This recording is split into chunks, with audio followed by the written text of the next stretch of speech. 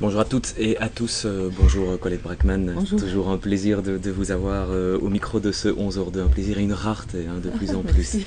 Voilà, si vous êtes là aujourd'hui, c'est qu'on va parler de l'Afrique, du Congo en particulier, de la RDC et surtout d'un événement qui a eu lieu début de semaine, la prise de Goma par les rebelles du M23. Oui. Une prise autant plus étonnante que Goma était sécurisée ou occupée, je ne sais pas quel mot il faut utiliser, par l'armée gouvernementale congolaise, mais également par les casques bleus de l'ONU.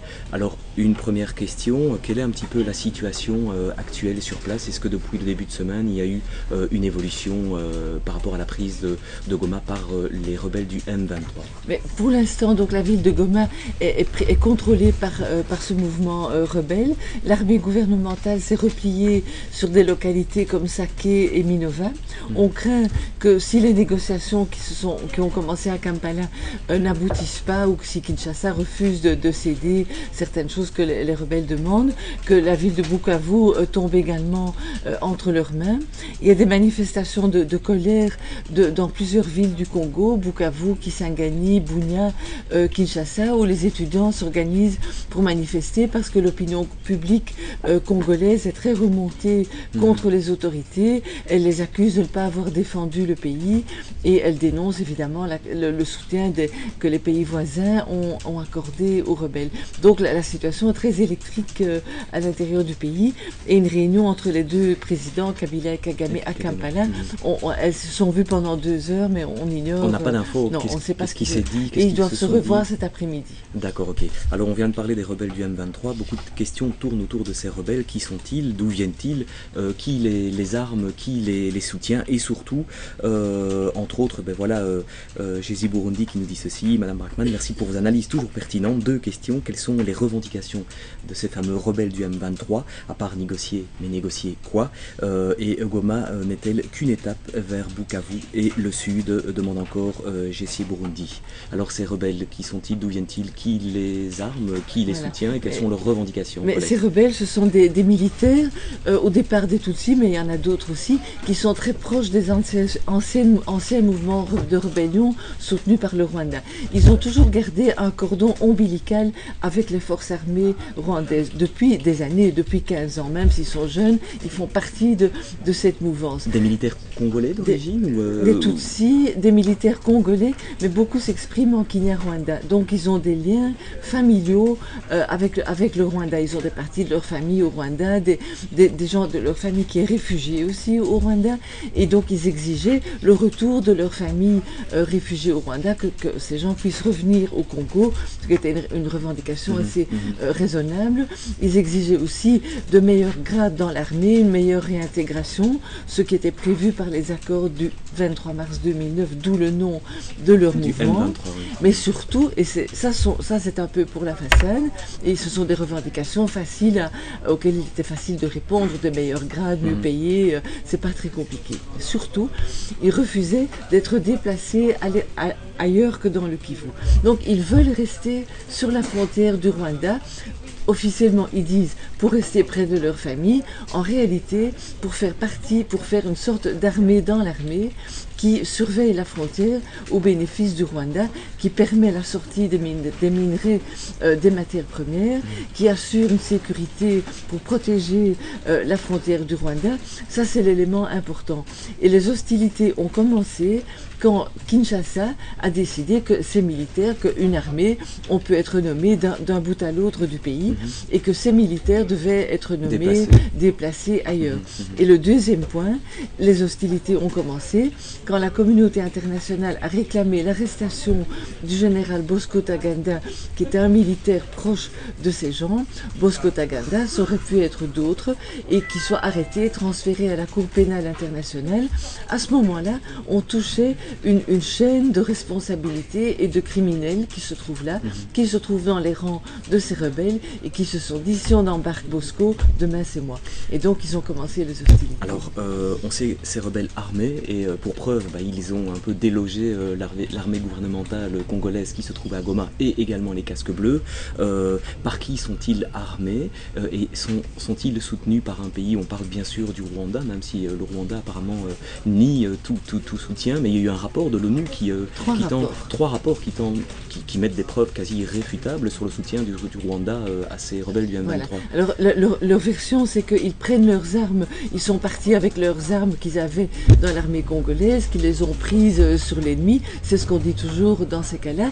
La réalité, c'est que le Rwanda leur a donné un nombre significatif, non seulement d'armement, de munitions, d'équipements sophistiqués, comme des lunettes de vision nocturne qui permettent d'attaquer au milieu de la nuit par surprise, ce qui ne se faisait jamais dans cette région, mais aussi des appuis en hommes, parce qu'à un moment donné, ces rebelles étaient battus à l'intérieur du pays par l'armée, on ne le dit jamais, ils étaient pratiquement battus dans le Massissi, ils se sont repliés sur la frontière du Rwanda, et en 24 heures, je crois qu'ils étaient quelques centaines, ils sont devenus quelques milliers. Donc c'est évident que des gens ont traversé depuis le Rwanda. Moi-même, j'étais en voyage pour d'autres raisons au Rwanda à cette époque, et j'ai vu des camions avec des hommes, des armes, des munitions qui descendaient vers la frontière du Congo. Je ne les ai pas vus traverser, mais j'ai vu un mouvement militaire, chose que les observateurs de l'ONU ont vu aussi, ont documenté, et il y a eu 3 rapports extrêmement précis, explicites, avec les jours, les heures, les nombres d'hommes, qui expliquent comment ce renfort s'est organisé. Et il est stupéfiant de voir qu'aujourd'hui, les Nations Unies continuent à demander des preuves. Et j'ai envie de dire, il y a déjà des preuves aveuglantes. Aveuglantes, c'est-à-dire qui rendent aveugle. Alors, la question suivante, et beaucoup d'internautes, Bali entre autres, se la posent. On sait que les M23 sont soutenus par le Rwanda. Pourquoi pas de sanctions à l'encontre du régime de Kigali? Ça, c'est une première question. Deuxième question aussi, pourquoi Kinshasa n'est pas plus ferme? Et pourquoi la communauté internationale s'est laissée aussi chasser de Goma? Donc, pourquoi pas de sanctions envers le Rwanda si des preuves irréfutables montrent le soutien aux rebelles? Mais le Rwanda nie. Donc la position diplomatique du Rwanda, c'est une négation absolue en dépit des évidences. Mais enfin, il faut acter le fait qu'il nie. 3 rapports, Colette, c'est 3 quand même rapports. Par des experts de l'ONU, c'est beaucoup. Et le Rwanda récuse les experts, récuse les rapports, il nie. Donc il est obligé d'acter. Mais si 3 rapports étaient à l'encontre de n'importe quel autre pays dans le monde entier, rapport de l'ONU, le pays concerné serait obligé de bouger, de réagir. On a fait la guerre en Libye et en Irak pour moi. Et pourquoi dès lors le Rwanda semble si intouchable? Parce que le Rwanda est protégé. Parce que au Rwanda, il y a, mais c'est dans une moindre mesure maintenant, le souvenir du génocide où on ne les a pas aidés, donc il y a une espèce de mauvaise conscience. Mais surtout, le Rwanda est protégé.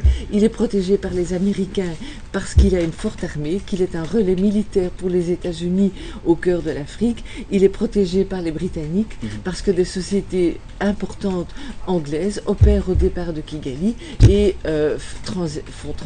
transportent des minerais, des richesses minérales qui viennent du Congo.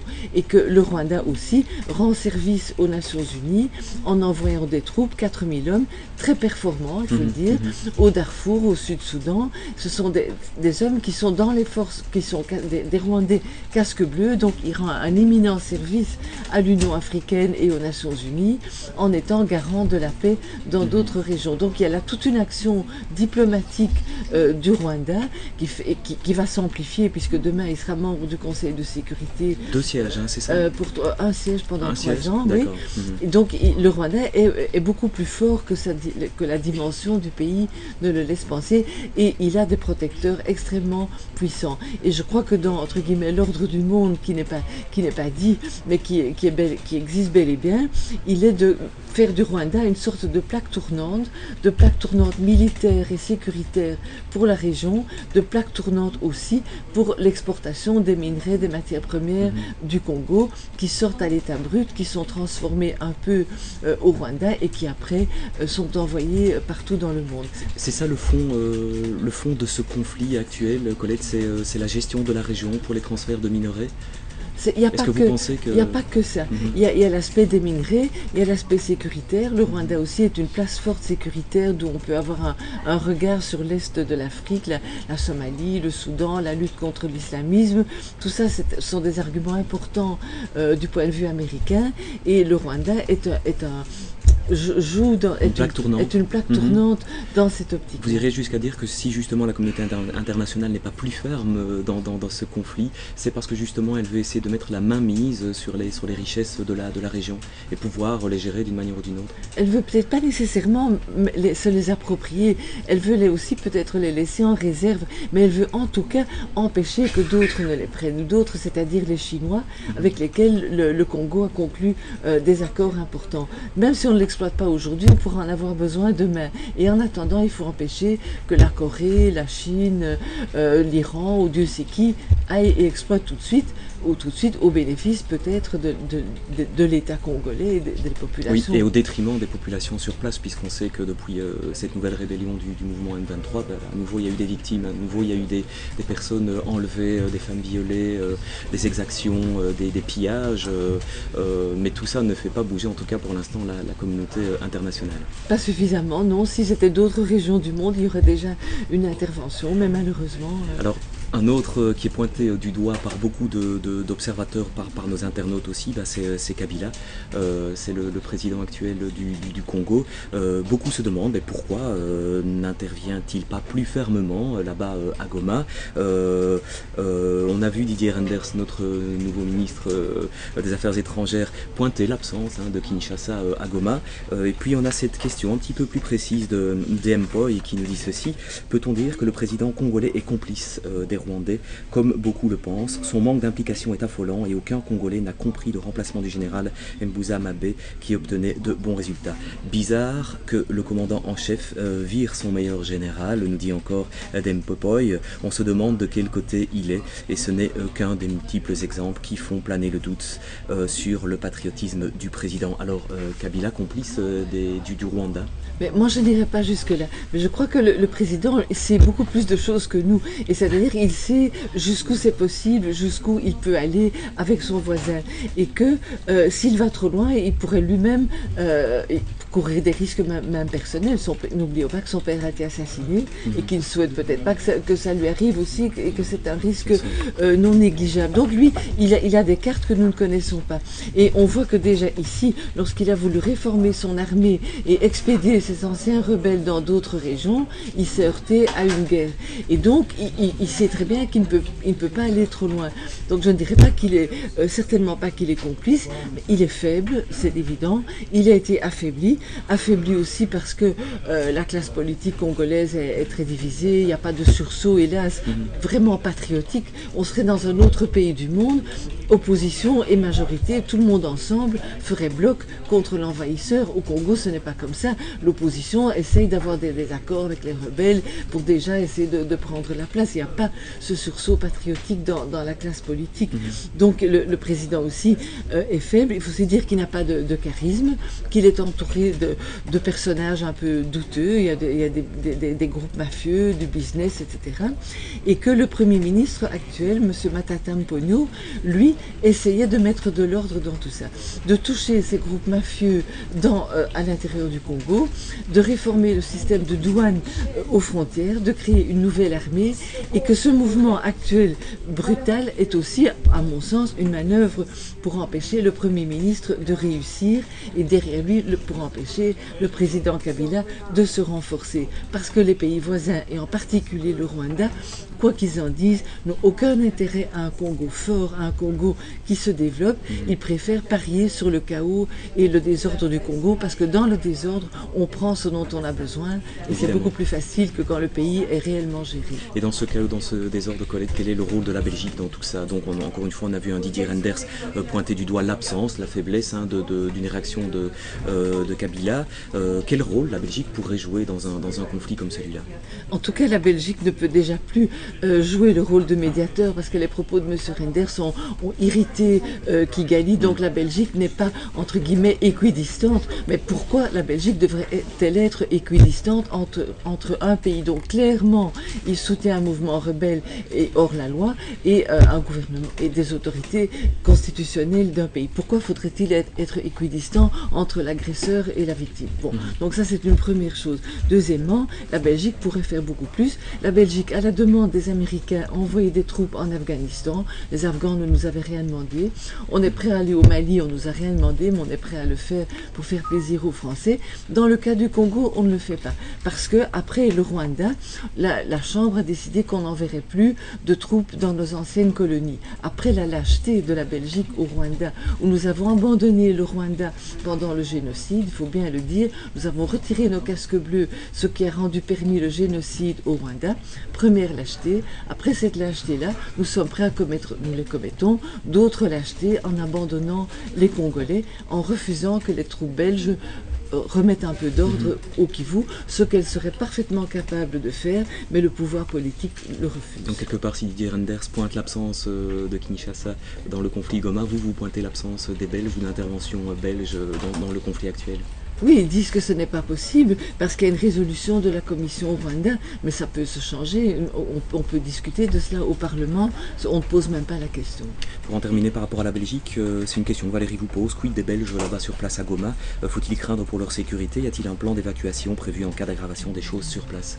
Il n'y a plus beaucoup de Belges, je crois qu'il y a une vingtaine. Alors, bon, à Goma pour l'instant c'est calme, ensuite ils sont à côté de la frontière, ils peuvent partir, donc je ne pense pas qu'il y ait vraiment de problème. C'est peut-être aussi, bon, cette poignée de Belges, une des raisons qui empêcherait la Belgique d'intervenir militairement, encore que on peut les mettre à l'abri, et puis voilà quoi. Mais je crois que le problème de l'intervention militaire belge est plus large. La Belgique sait très bien que les protecteurs du Rwanda s'opposeraient à cela. Et comme la Belgique a de bonnes relations avec les Britanniques, les Américains et quelques autres, voilà, c'est un petit pays.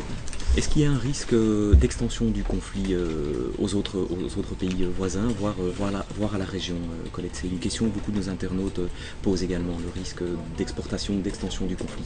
Je ne crois pas. Le risque, c'est si éventuellement un pays ami du Congo décidait d'intervenir, ça s'est déjà passé en 98, par exemple l'Angola, par exemple le Zimbabwe ou la Tanzanie, s'ils décidaient d'intervenir aux côtés d'un gouvernement ami, allié, ce qui est tout à fait, ce qui serait d'ailleurs légal, d'envoyer des troupes à Goma pour remettre de l'ordre, là on serait dans un conflit interafricain, parce que ces troupes ne tomberaient pas uniquement sur des Congolais.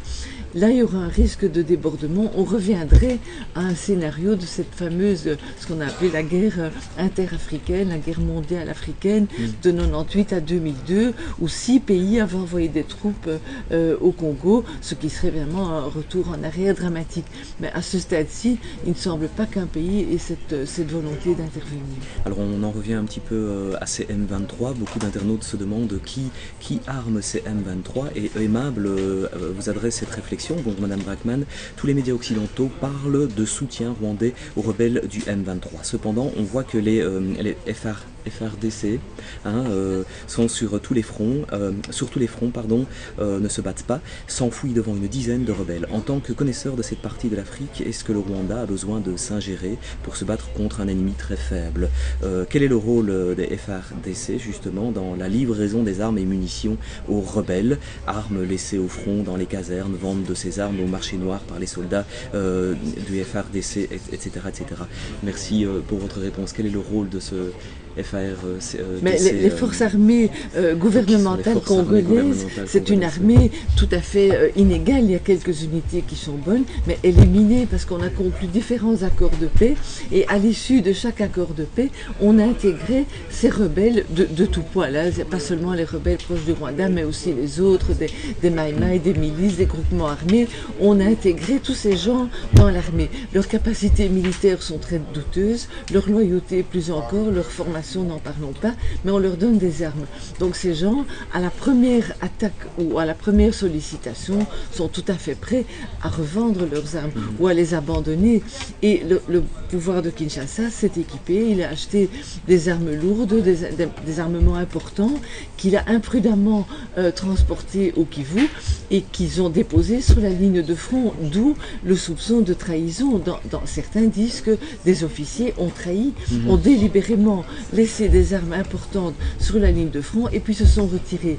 Entre ça et mettre les armes sur un plateau et les donner à l'ennemi, c'est la même chose, d'où le soupçon de trahison et tout, mais ce sont aussi des officiers issus de mouvements qui étaient d'anciens compagnons d'armes de ces rebelles.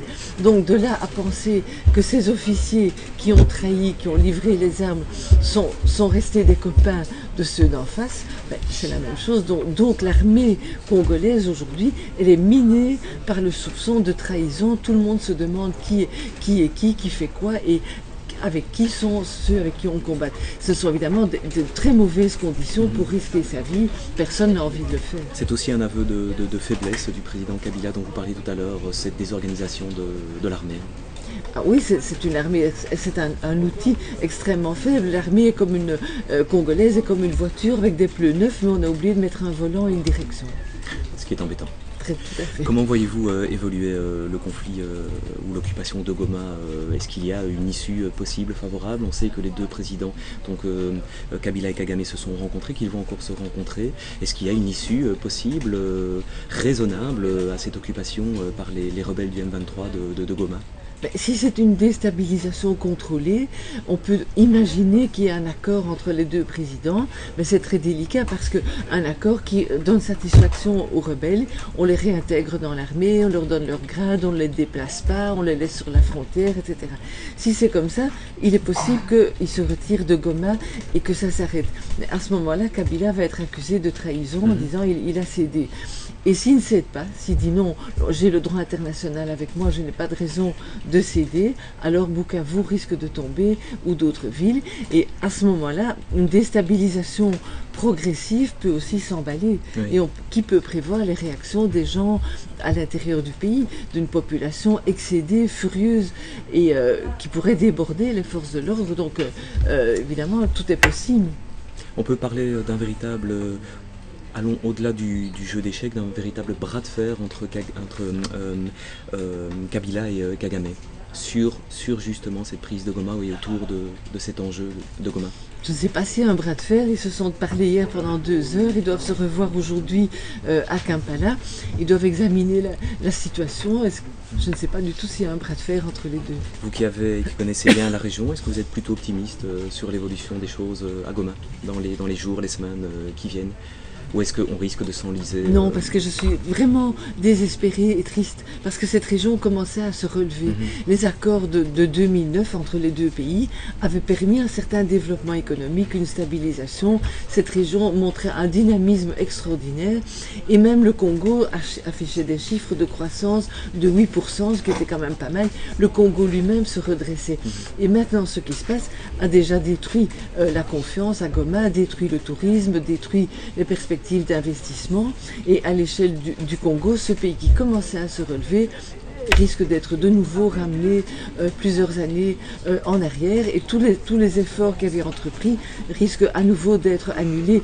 Et il y a une telle constance dans ces attaques, chaque fois que le Congo se relève, il y a une telle constance dans la volonté de le mettre à bas, que moi je finis par ne plus y voir le fruit du hasard. Je me dis qu'un Congo qui se redresse, qui est fort, qui devient une puissance régionale, ça dérange peut-être beaucoup de monde, et je ne parle plus seulement du Rwanda, et qu'on a intérêt à les laisser dans le désordre, et je reviens à ça, dans le désordre, exportateur net de matières premières, pays que l'on peut piller à sa guise et selon ses besoins. Bref, si on vous entend, les choses n'ont pas beaucoup évolué vis-à-vis du Congo sur un siècle. Non, la vocation du Congo, écrite depuis un siècle, est d'être dans la mondialisation, d'être le fournisseur de produits dont le monde entier a besoin, l'Occident, aujourd'hui la Chine, de produits bruts. Et voilà, ça dure depuis un siècle. Et là, chaque fois qu'on essaie d'infléchir les choses, qu'un Premier ministre proclame sa volonté de faire autre chose, il est assassiné, je pense à Lumumba, jusqu'aujourd'hui, chaque fois que le Congo essaie de se redresser, on s'arrange pour le remettre au sol. Et ce qui se passe à Goma aujourd'hui est à nouveau nouveau le reflet de ce que vous venez de dire? Je le crains, je le crains. Bon, c'est sur ce constat très pessimiste finalement, mais peut-être très réaliste aussi, qu'on va ponctuer ce 11h02. Merci beaucoup Colette d'avoir répondu aux questions de nos internautes. Merci pour votre présence, votre travail, votre analyse, votre réflexion sur le Congo depuis de nombreuses années. Puis à bientôt, Oui. peut-être pour des choses positives. J'espère. Voilà, nous aussi. Merci beaucoup. Au revoir. Merci à toutes et à tous, au revoir et bonne journée.